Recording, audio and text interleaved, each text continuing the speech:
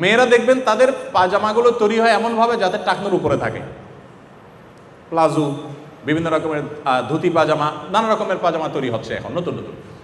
এরপরে দেখেন মেয়েদের নিজেদের সম্ভ্রম রক্ষার জন্য, তাদের প্রাইভেসি রক্ষার জন্য, ব্যক্তিত্বের পরিচায়ক হিসাবে তাদেরকে শালীন পোশাক, পুরুষদেরকেও বটে মহিলাদেরকে তাদের মতো করে শালীন পোশাক করতে বলা হয়েছে। তারই অংশ হিসাবে ওড়না পরা, এটা কোরআনের একটা বিশেষ নির্দেশনা। ওড়না পরা কোরআনের ভাষায় সেটাকে জিলবাব বলা হয়েছে, মাথার কাপড় টেনে দেওয়া। এই যে ওড়না পুরুষদের, মেয়েদের এখন 3 পিস দেখবেন যে ওড়না ছাড়া হয়, এখন 2 পিস হয়, 3 পিস খুব কম হয়। এখন ছেলেদের পাঞ্জাবি কিনতে গেলে দেখবেন সাথে একটা ওড়না দেয়। খেয়াল করছেন আপনারা? তাহলে ওড়না ছিল কোথায়, আসলো কোথায়? আপনারা মনে করছেন কাকতালীয়? না, এগুলো বাই ডিজাইন, বাই প্ল্যান, এগুলো করা হচ্ছে, বাট আমরা জানি না। তো এই জন্য আমি বলতে চাই যে ইসলাম যেগুলোকে, আমি এরকম আপনাকে অন্তত বহু এক্সাম্পল দিতে পারবো। আরেকটা দিয়ে আমি শেষ করি। কুকুরের ব্যাপারে নবী করিম সাল্লাল্লাহু আলাইহি ওয়াসাল্লাম বলেছেন যে কুকুর মানুষ উপকারে আসতে পারে, শিকার করতে পারে, পাহারাদারি করতে পারে, সেই কাজে মানুষ ইউজ করতে পারে, কোনো অসুবিধা নেই। বাট মানুষের ঘরের ভিতরে কুকুর রাখবে না। কুকুরের জন্য আলাদা ঘর হতে পারে, পরিচর্যা হতে পারে, মানুষের ঘরে ঢুকাবে না। কেন?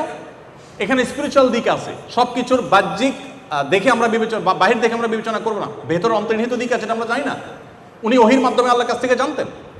তো কুকুর যদি মানুষের ভেতরে থাকে, কুকুরের উপরে নানাভাবে শয়তান কুকুরের উপরে ভর করে।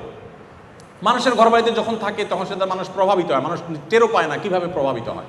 নবী সাল্লাল্লাহু আলাইহি ওয়াসাল্লাম নিষেধ করেছেন, যে ঘরে কুকুর থাকে সেখানে রহমতুল ফেরেশতা আসে না।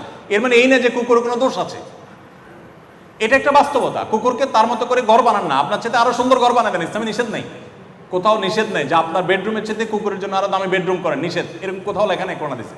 আপনি করে দেন, বাট আপনার বেডরুমে রাখবেন না, এটা হলো নির্দেশ।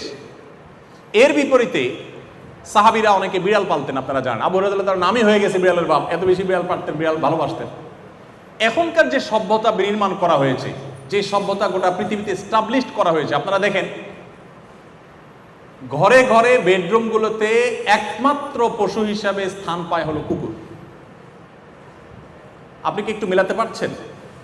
কোরআন হাদিস যেটাকে সবচেয়ে কঠোরভাবে নিষেধ করেছে, ওইটাকে সবচেয়ে কঠোরভাবে বাস্তবায়ন করা হয়েছে। আমি আপনাকে অন্তত 100 এক্সাম্পল দিতে পারবো এরকম, যে এগুলো কিন্তু কাকতালীয় না ভাই, এগুলো একটাও কাকতালীয় না, এগুলো সব বাই প্ল্যান, শয়তানের পেছন থেকে কাজ করছে।